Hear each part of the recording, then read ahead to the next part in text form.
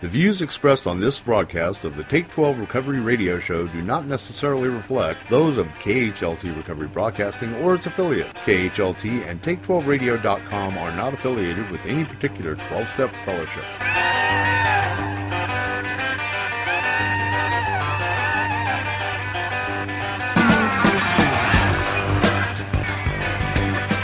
Remember me, I'm the one down on the floor, telling these people that I ain't there anymore.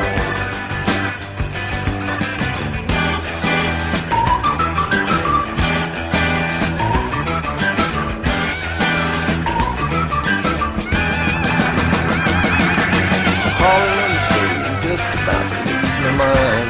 Welcome to Walking Through the Big Book with Chris Schroeder and Monty Meyer.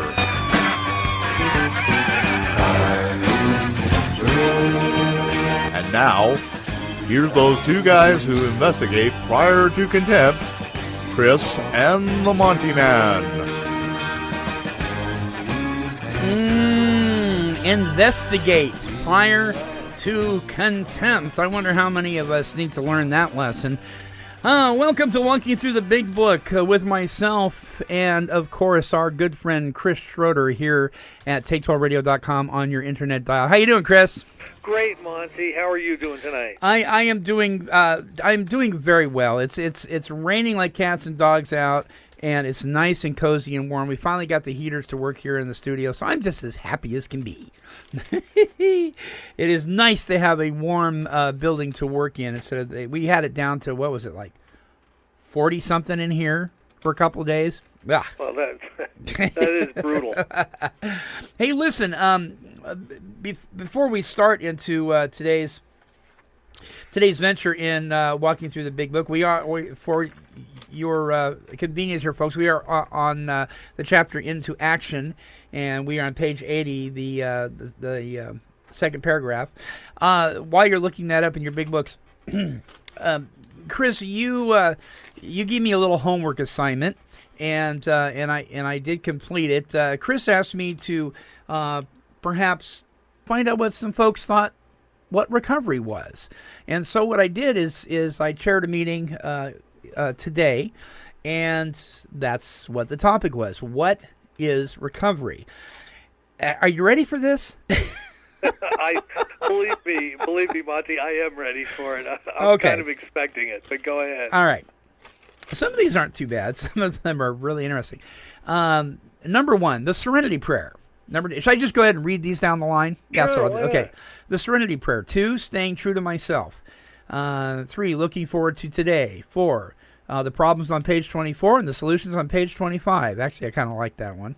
Yeah, 5, not isolation, smiling, living life. 6, you're sick, you get better, you recover.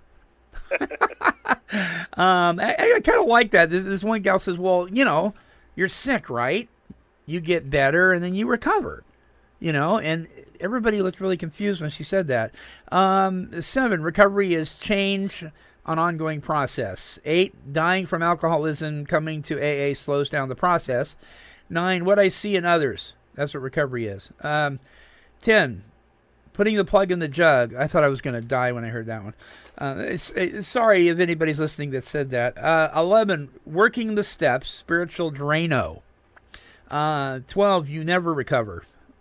That's not what I asked, but 13, recovery can be compared to allergies. I always have mine. 14, being comfortable in my own skin. 15, realizing there is hope. 16, restored family relationships. 17, a process of staying in and finding happiness. 18, recovery, recovering, recovered. Whatever they meant by that. What is recovery? Number 19, recovering the things I've lost. And the last one was, well, the next before the last one was, I don't try to analyze this stuff. Monty, some of those aren't even bad. No, they're not bad in and of themselves. If they come from a specific perspective of an individual. But really what you're getting there is you're getting a different answer from every single person almost. Can I read you this? Let me read you this last one. Sure. All right. It's a little wordy, but I'm going to read it anyway. The application and implementation of tools, i.e. the steps, on a daily basis with the purpose of directing a person to a state of being recovered from a seemingly hopeless state of mind and body by the power of God. That's probably the closest to one to write that you've read. But when I think about addictive illness, when I think about alcoholism, there is just so much confusion across the board. Yeah. There's confusion from the people in treatment centers. There's confusion from the general public. There's confusion from people in the 12-step fellowships. You get a different answer to every single question from every single person. Now, let's say that there was 30 people in a room who were all diagnosed and undergoing treatment from cancer. Most of their answers would be pretty similar because they would have paid attention to the process of the illness and the process of the treatment and the process of the recovery. That doesn't seem to happen in alcoholism or addiction treatment. What seems to happen is a lot of people don't really understand recovery. A lot of people don't even think it exists. They think that you're absolutely sick forever. And when you think about the general misunderstanding out there, it's pretty scary, because we've talked many times, and we've said, and this is backed up by millions of statistical studies, that addictive illness is the number one health threat in the country, and the people that have it are not really paying attention to the illness and what that means, and the recovery process and how you engage in that. Mm-hmm. And that's really sad. I believe that in this book there are numbers of promises. Before the end of the show, I think we're going to touch on the 9th step promises. And these promises materialize if we work for them, if we participate in the maintenance of our spiritual condition by utilizing the tools and steps that are provided to us. They bring about basically a new consciousness, a new way of thinking, a new way of acting. It's a revolutionary personality change at depth. You are reborn. This is the terminology that this book uses. And that really is what recovery is. And so many people, when you ask them what recovery is, they shortchange not only everybody else, but they shortchange themselves. Yeah.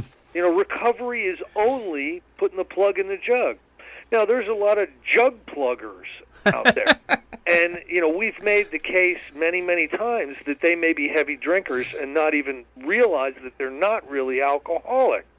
And that is throughout the 12-step fellowships. There are people with power, choice, and control.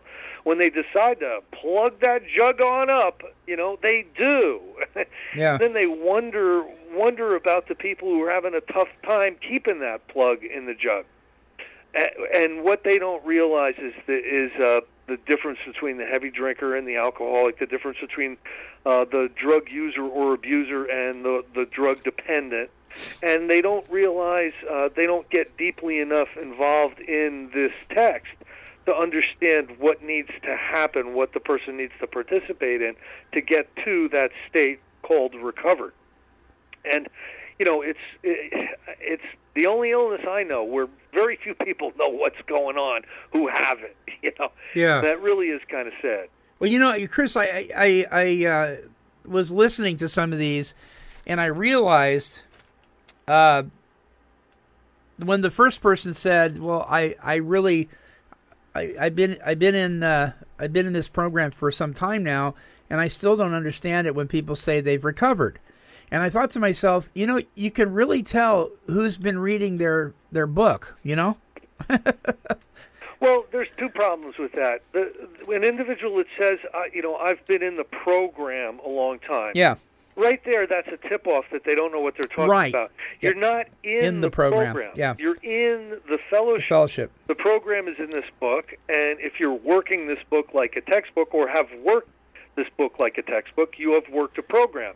If you have not done so, you don't have what is known as an Alcoholics Anonymous program. What you have is, fellowship-based sobriety, which is an incredibly far cry from what is available.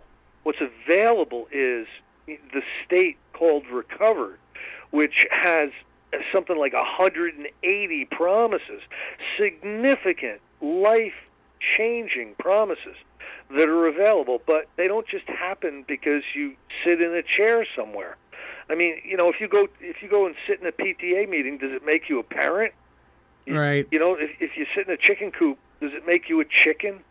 There's a process involved with this that really, that I think if you're in real trouble with alcohol or you're in real trouble with drugs, the absolute best use of your time would be to move through this book fearlessly and thoroughly, actually doing what it tells you to do. Because when that happens, rarely have we seen a person fail who has thoroughly followed our path. Rarely have we seen a person not have incredible life-changing life changes to their quality of life. Sure. Yeah, you bet. You bet. And well, you watch people. You watch people, and you can tell when they're moving forward, when they're standing still, when they're moving backwards. I mean, it becomes obvious to those of us who have been there, and sometimes I wonder who we think we're fooling. Somewhere along the line, it became politically correct to use the fellowship as $1 group therapy. I think that might have been a little bit of it. In the early days, might have had to do with that. Newcomers would bring in their problems and discuss them, and some of the experienced members would show them how to apply the steps to those problems to be able to solve not only the problem, but the causes and conditions of the problem. You're not just treating the symptom; you're treating the underlying cause and condition. But to just show up at a meeting and update everybody on your drama du jour of the week is futile at best. It may be a way some people who aren't really alcoholic or aren't really drug dependent can kind of improve their life and feel a social sense of belonging. There may be some really good characteristics involved with some people, but if you're using that as a defense against drugs or alcohol, showing up and Bob Newharting with everybody else, right? You ain't gonna make it. You're not gonna be able to stay around. And certainly, the time and the place is going to come when a series of circumstances are going to bring you to a place where suddenly the thought crosses your mind that a gallon of vodka would be really great after this meeting. Yeah. And that has happened to countless of us who have tried easier, softer ways, which would be, a Bob Newhart type group therapy, throw $1 in the basket and complain type of softer, easier way. I am, Chris. This is one of the reasons I believe so much in what we're doing with this show. I find it heartbreaking when I see somebody get a sobriety coin for 2 or 3 years and they've never cracked the book open. I find that absolutely heartbreaking. We talked about this before. It's almost like having a critical illness and sitting in the waiting room and just talking with other people with the same critical illness, week after month after year, and never going in for the treatment. That would be completely insane, wouldn't it? Sure. I mean, they would call the psych unit if you were to try to do that. But so many people there's just such a general misunderstanding, and that's why if you're looking for a sponsor, if you're looking for a spiritual advisor, find somebody who's really qualified with this book. I mean, who really has experienced what's offered in this book. Not only are your chances better of staying separated from whatever drug or booze you're powerless over, but you're going to get to a place where you're going to actually start being able to have your life recreated. When you were mentioning when somebody goes up and gets a coin. A lot of times in certain fellowships, they'll ask the question, "How'd you do it?" Yeah. And they'll start telling you how they did it, how they keep themselves sober. Right there, they've missed the entire point. Mm-hmm. You know, you don't keep yourself sober. If you could have kept yourself sober, you would have done a better job of it by now. Right. You're sober under the grace of God. And you know what? The grace of God lasts as long as ignorance. As soon as you understand that you need to participate in this process, in this book, you can find that you're not accessing that grace that's available very well, and you can end up back in the gutter or back at the cop man's house. You know what I'm saying? Yeah, you bet. You bet. Good stuff. Well, I think you stirred the pot a little bit. I hope people. I like when that happens, because when you stir the pot, the aroma of what's brewing gets passed around. And if you've disturbed the alcoholic about their condition, this is all to the good. That's a quote out of Working with Others, I believe. That's great. I'm quite fond of using when I get somebody upset, by drawing their attention to the fact that they're in more trouble than they think they are. You're so mean. Would you rather step on their feelings or step on their grave? Yeah, there you go. You know, sometimes you have a choice.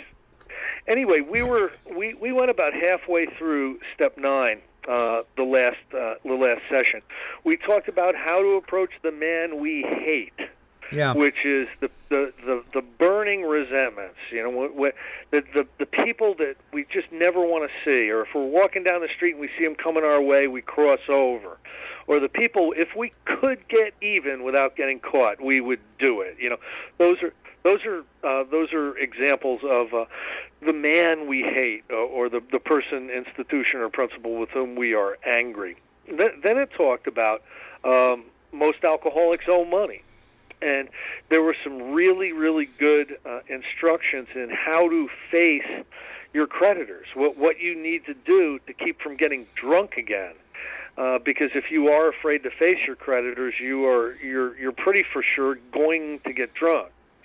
And why is that? It's because we need to participate in the maintenance of our spiritual condition. We need to help fortify our spirit. There's things that we can do as far as our participation in recovery, and there's things that God has to do. But if we aren't doing our part, it seems to be very, very difficult for God to do God's part. Mm-hmm. So we're going to move on now. This is the top of page 80. This brings to mind a story about one of our friends. While drinking, he accepted a sum of money from a bitterly hated business rival, giving him no receipt for it. He subsequently denied having received the money and used the incident as a basis for discrediting the man. He thus used his own wrongdoing as a means of destroying the reputation of another. In fact, his rival was ruined. He felt he had done a wrong he could not possibly make right. And so often, that's the case with us. The first thing we think about, our ego defends having to go out and make amends. You work with anybody, especially on their first set of amends, and they're going to come up with any number of reasons why they can't or shouldn't do this amends. And I'll tell you what, there's a bunch of sponsors and spiritual advisors out there that give you a pass on amends, because probably they haven't done them themselves. They never really got deeply involved in them. They acquiesce to half measures as far as you going through amends. They are short-changing you. They are robbing you of incredible value, because there is nothing that puts muscle in someone's sobriety and in someone's recovery than a really thorough demonstration with these amends. If he had opened that old affair, he was afraid it would destroy the reputation of his partner, disgrace his family, and take away his means of livelihood. What right had he to involve those dependent upon him? How could he possibly make a public statement exonerating his rival?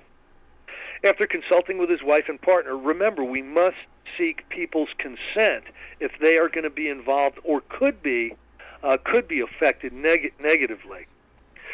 So he consults with his wife and his partner. He came to the conclusion that it was better to take those risks than to stand before his Creator guilty of such ruinous slander.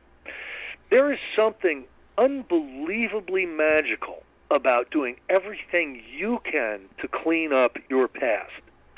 That makes the connection so much clearer with God. You know, figure prior to amends, what you're like is like you're like a staticky radio. You're trying to tune in a station, but you can't quite get it because the station is too far away, and you can't really hear because there's all this static and all this background noise. You know, you get through amends, and it's like having cable radio. You know, you go right to the station, and everything is really, really clear to you. You've opened up that intuitive capacity in your spirit where you understand right from wrong, and you know which direction to take, and you outgrow fear, and you're not angry anymore, and there's just a million promises that come true. But you're focused. You gain focus from not having all this garbage in your past. You know, there's a pretty good book out there called Drop the Rock. And the book is basically covers step 6 and step 7. But I think you're really dropping the rock when you finish your amends. You know, you're not carrying around a knapsack filled with rocks anymore. You're able to move forward free and clear into the future. He saw that he had to place the outcome in God's hands, or he would soon start drinking again, and all would be lost anyhow. Now, placing the outcome in God's hands is something that's sometimes difficult for an alcoholic. We want these people sometimes to like us again, and that's not the point of making the amends. Right. The point of making the amends is to make a demonstration, to do your utmost to set right the wrong. You're not supposed to worry about the outcome. If you get thrown out of the office, if they hug you, you should be about as concerned with either one of them. The outcome needs to be placed in God's hands. You're the one, though, that has to ask for the strength and the courage to go out and make these amends. Because if you don't, and you really are alcoholic, or you really are a drug addict, if you don't make these amends, the time and the place is going to come when you're going to put drugs or alcohol back in your body. That's a promise. You can't allow a whole series of unfinished amends to exist with you for the rest of your life in recovery. It will corrode your recovery and your spirit. Any unfinished amends, you'll never be free. And you know, Chris, people have said, I've heard this said in meetings before, that when this topic has come up about amends and this step is that we make our amends not for the other person but for ourselves, and that gives me the heebie-jeebies when I hear that, and because I truly believe that the people that we have wronged, they more than deserve an amends from us. You know, yes, on a level, we are doing these amends for survival. If we have a clear picture of step 1, we recognize the fact that if we don't fully place ourselves under God's care and protection, and that means making amends, we are going to drink again. So there is a little bit of selfishness in there. Selfishness for survival. But we're to the best of our ability set right the wrong. Yeah. You know, the worst thing in the world is for an alcoholic to think they're doing amends when they're running around apologizing to people.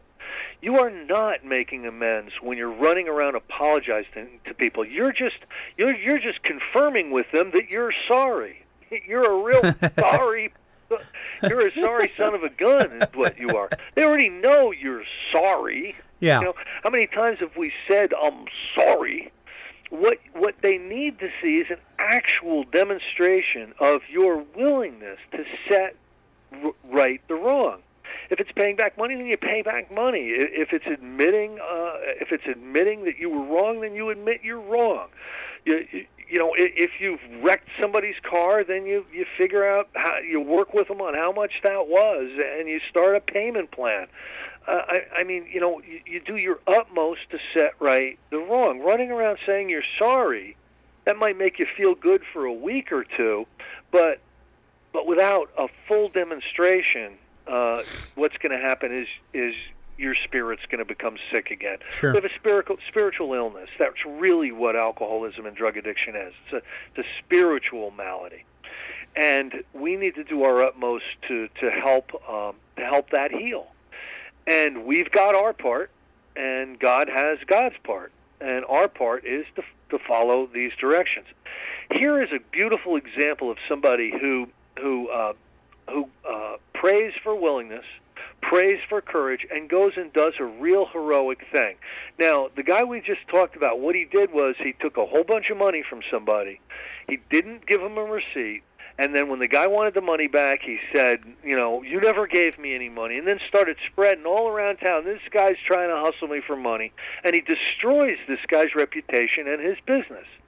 Now, that's a pretty tough one to climb out of. Let's see what he did. He attended church for the first time in many years. After the sermon, he quietly got up and made an explanation. He said, "This is where I was wrong."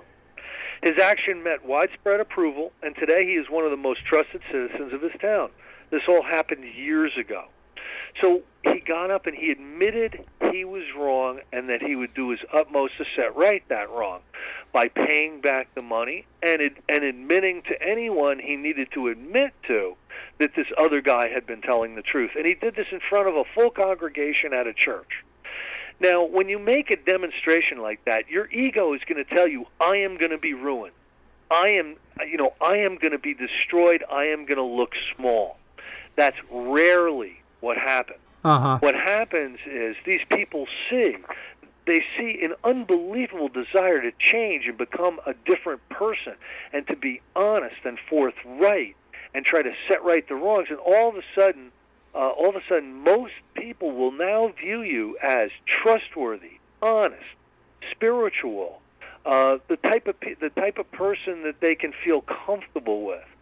These are all really, really good things. It's just our ego that's going to want to tell us, don't do this, don't do this.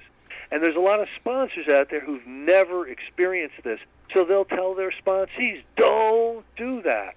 And it's near criminal, because anyone who's gotten through amends, anyone that's gotten through amends, they would never tell you not to do this.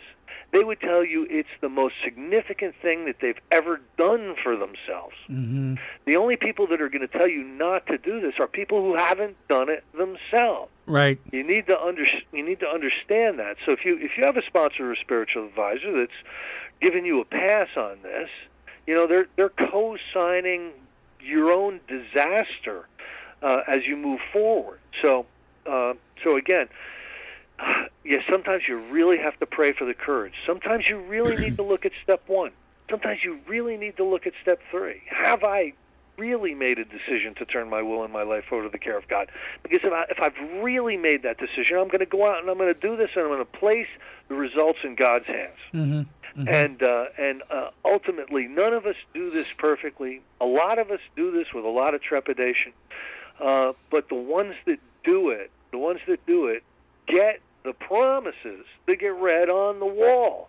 The 12 promises. Yeah. They materialize when you do this step. They don't materialize because you're sitting in 90 and 90. You know what I mean? Yeah. Well, that's true. Yep. Now, domestic troubles. Many of us have had domestic troubles, haven't we, Monty? Oh, yeah. I can think of one major golf player right now who's having domestic trouble. Yes. The chances are that we have domestic troubles. Perhaps we are mixed up with women in a fashion we wouldn't care to have advertised. We doubt if, in this respect, alcoholics are fundamentally worse than major league golfers. But drinking does complicate sex relations in the home.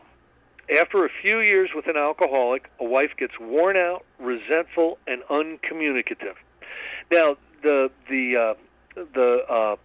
patriarchal verbiage in here, if you're a woman, just change it around. A husband could get worn out, resentful, and uncommunicative in the same situation. How could she be anything else? The husband begins to feel lonely, sorry for himself. He commences to look around in the nightclubs or their equivalent for something besides liquor. Perhaps he is having a secret and exciting affair with the girl who understands.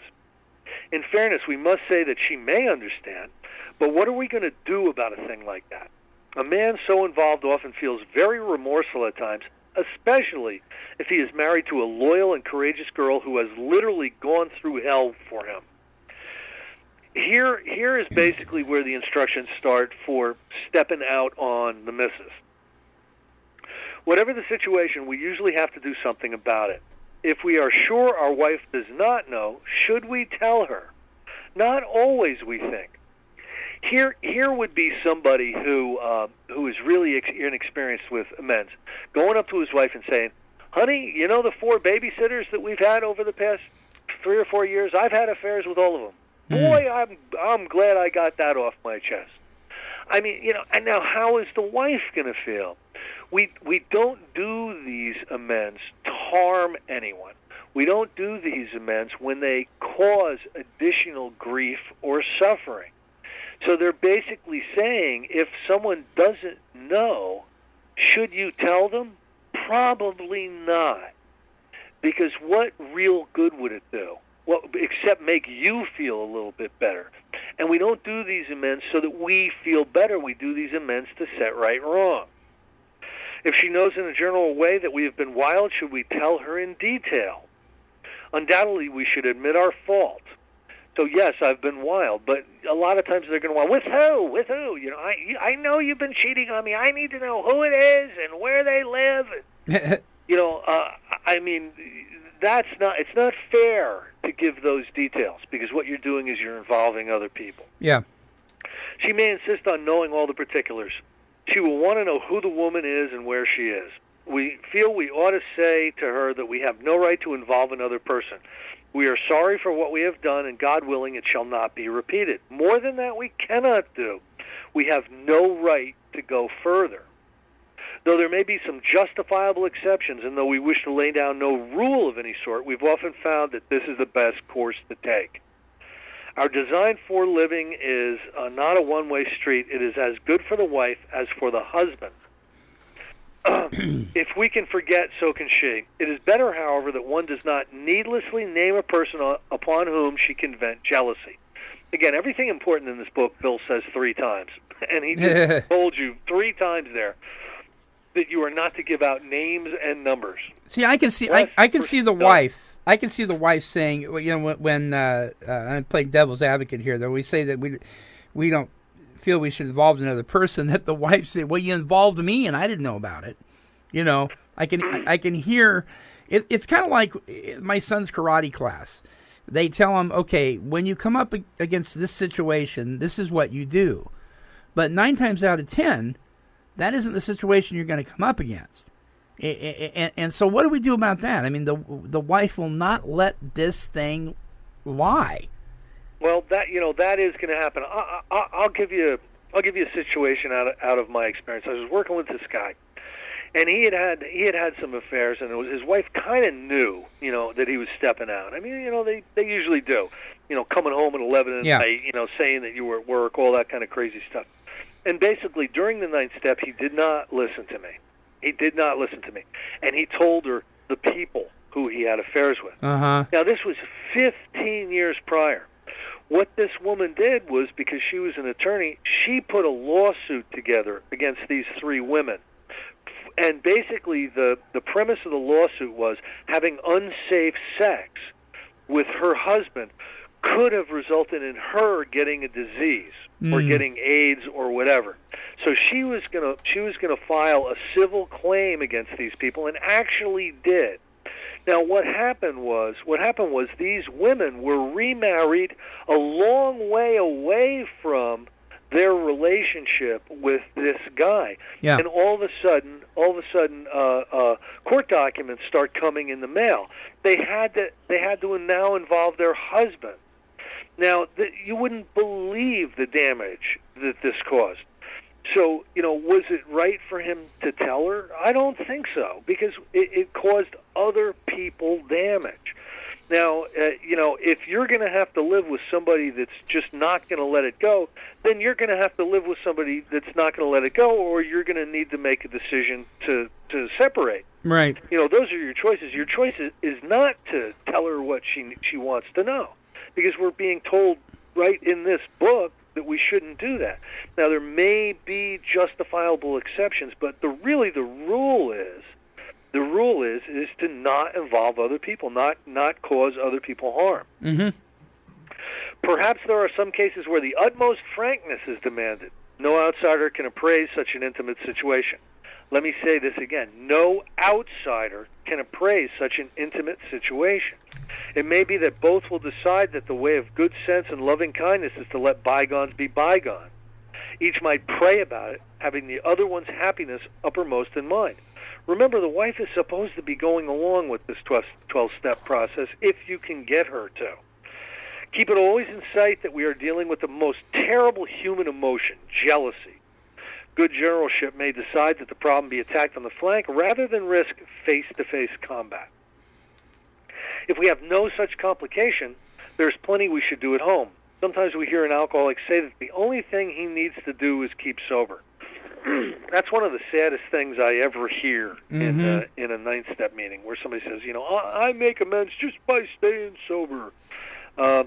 Certainly he must keep sober, for there will be no home if he doesn't, but he is yet a long way from making good to the wife or parents whom for years he has so shockingly treated.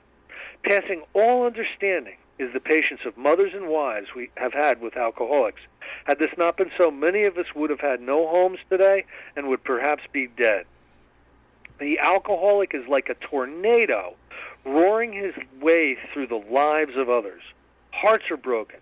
Sweet relationships are dead. Affections have been uprooted. Selfish and inconsiderate habits have kept the home in turmoil. We feel a man is unthinking when he says that sobriety is enough. He is like the farmer who came up out of his cyclone cellar to find his home ruined. To his wife he remarked, "Don't see anything the matter here, Ma. Ain't it grand the wind stopped blowing?" Really, I mean, I've got to tell you, Monty, I was no prize before I started drinking, but as I started drinking, I became progressively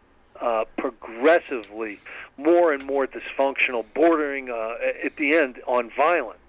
And my first wife, what happened was she left in 1981. She took the kid, the dog, the car, the money, and got out and never came back. And for many, many years, I really thought she left me when I needed her most.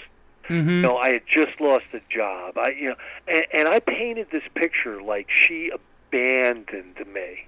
Okay. Yeah. Well, when I started to get involved in the fourth step, and I started to seriously look at the fourth column, and the sex inventory, and answered those questions in the sex inventory, you know what conclusion I came to? What's that? She would have been crazy to stay with me.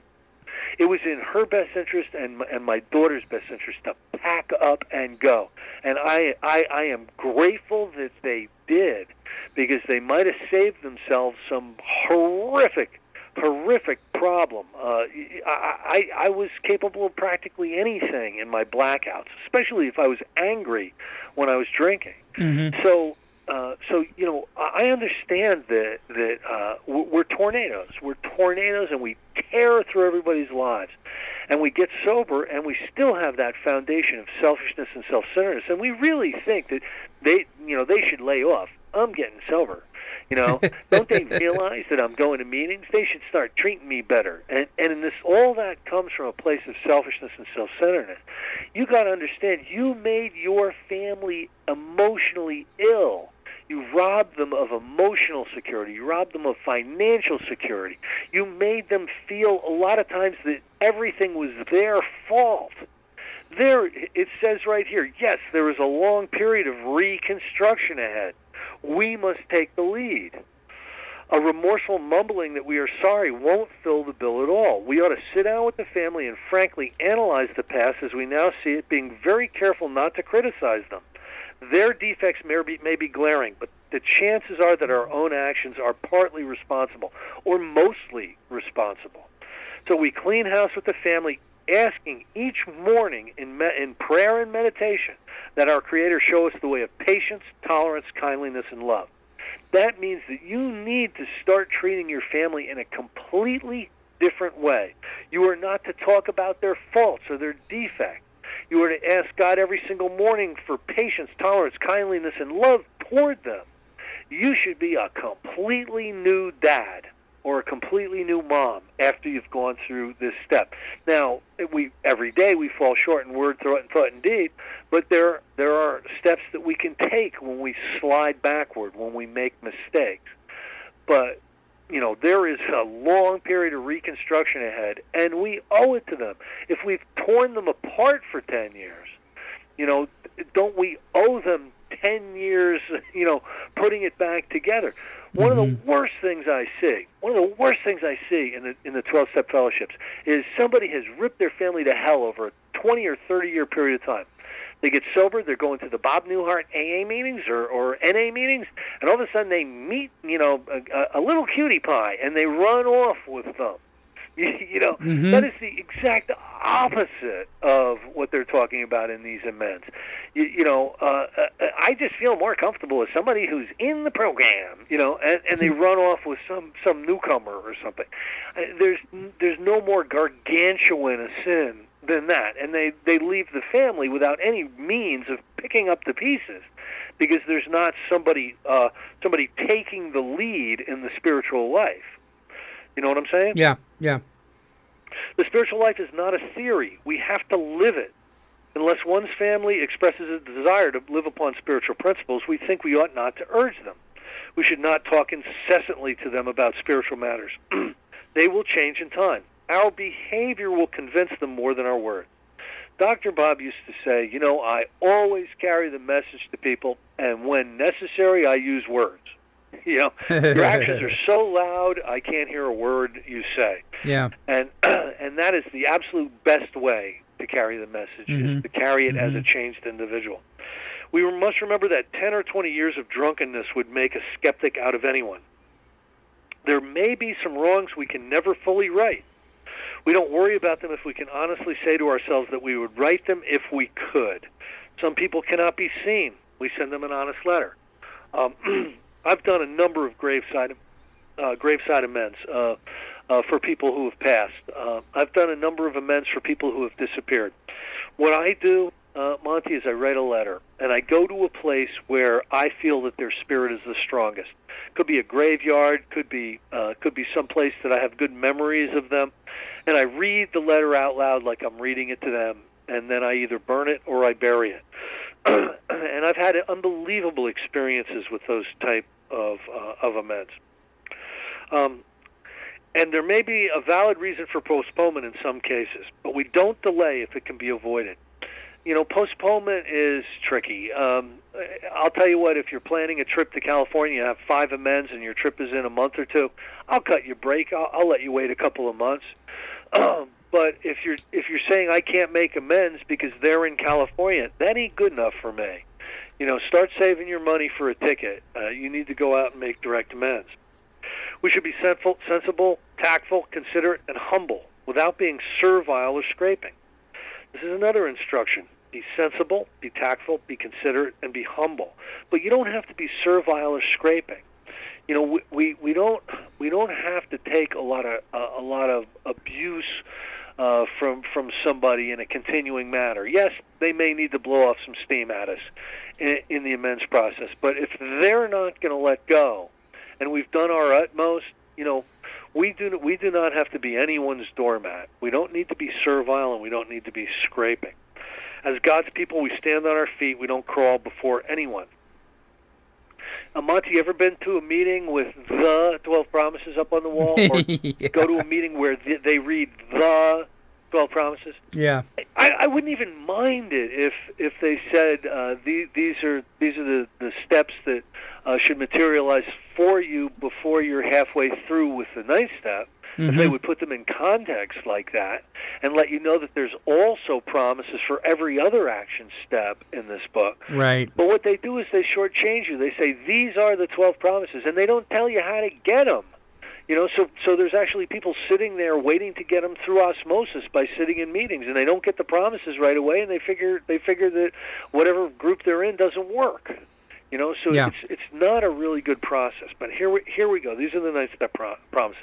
If we are painstaking about this phase of our development, what phase of our development? Making amends. If we're painstaking about it, we will be amazed before we are halfway through. Halfway through with what? Halfway through with our amends list. We are going to know a new freedom and a new happiness. We will not regret the past nor wish to shut the door on it. We will comprehend the word serenity, and we will know peace. No matter how far down the scale we have gone, we will see how our experience can benefit others. That feeling of uselessness and self-pity will disappear.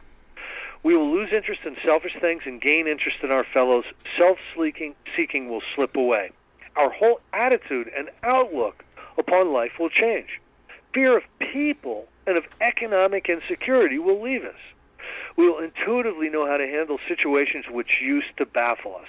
We will suddenly realize that God is doing for us what we could not do for ourselves.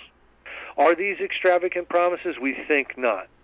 They are being fulfilled among us, sometimes quickly, sometimes slowly. Why quickly? Because you go through the steps quickly. Why slowly? Because you go through the steps slowly. They will always materialize if we work for them. This set of promises, excuse me, is referred to most of the time that I've experienced as the promises that occur because of all sorts of things. I very rarely hear that they are associated with amends. Is that your experience?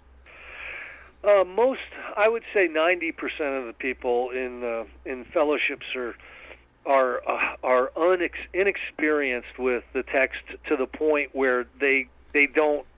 If you were to ask them the question, how do you get those promises, they would give you any number of answers except make at least half of your amends. Yeah. So there's like a lot of other things in the recovery process. There's a general misunderstanding. You bet, and I'm hearing what a lot of people are doing. They're saying they hear that and they say, like at the close of the meeting, we read the promises. Okay, well, so if I just keep coming to meetings and I put the plug in the jug, then these promises will come, and that's not the case, is it?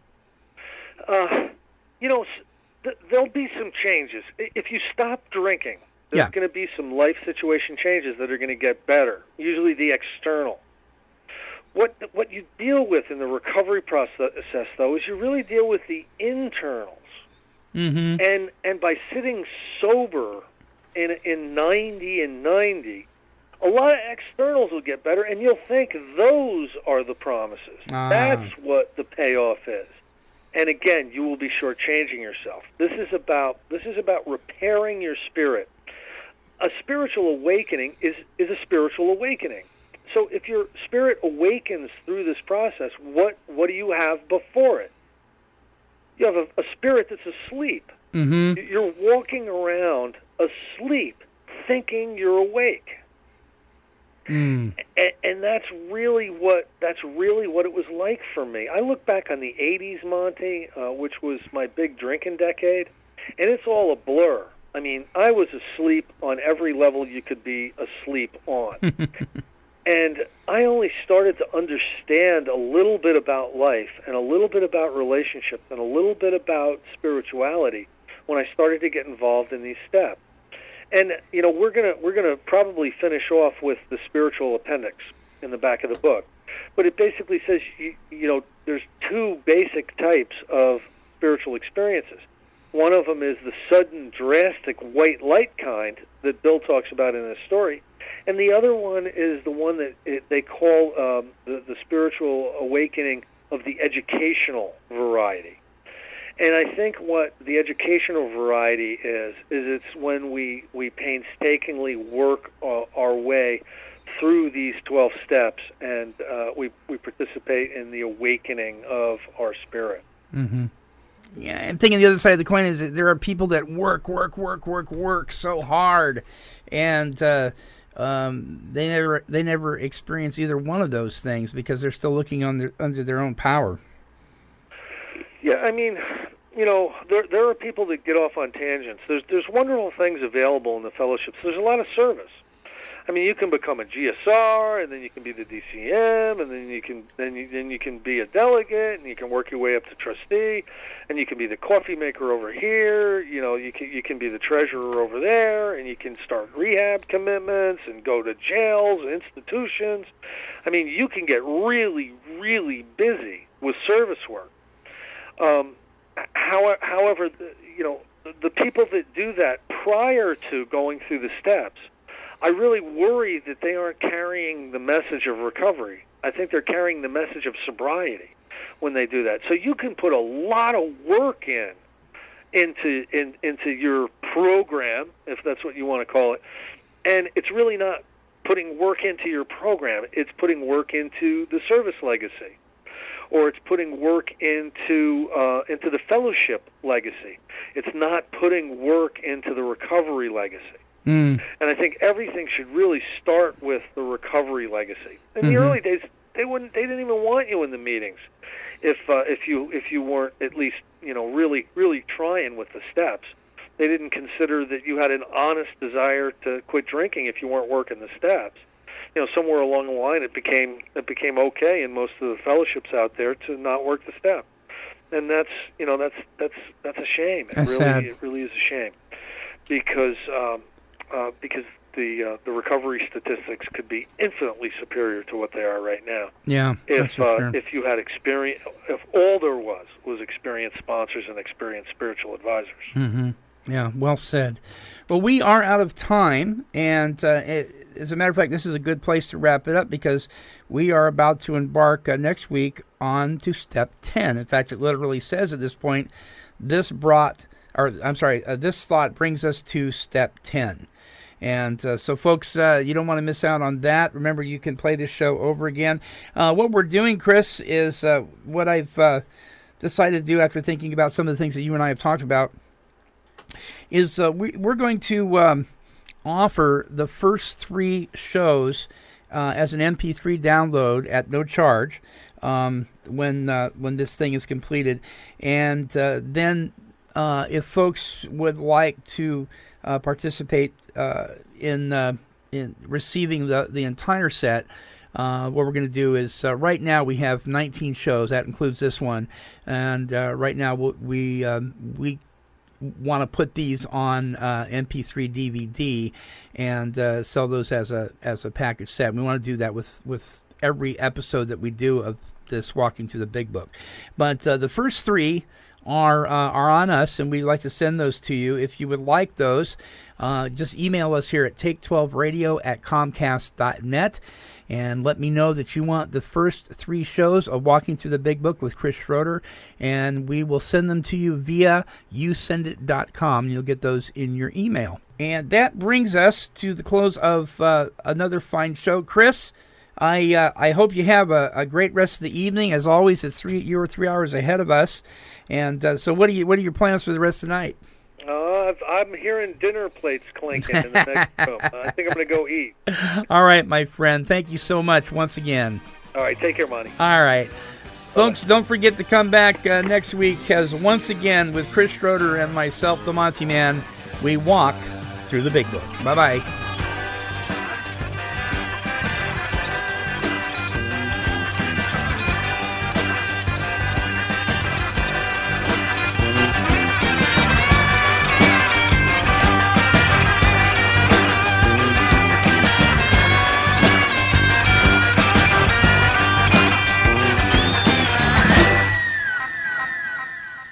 This has been a broadcast of KHLT Recovery Broadcasting.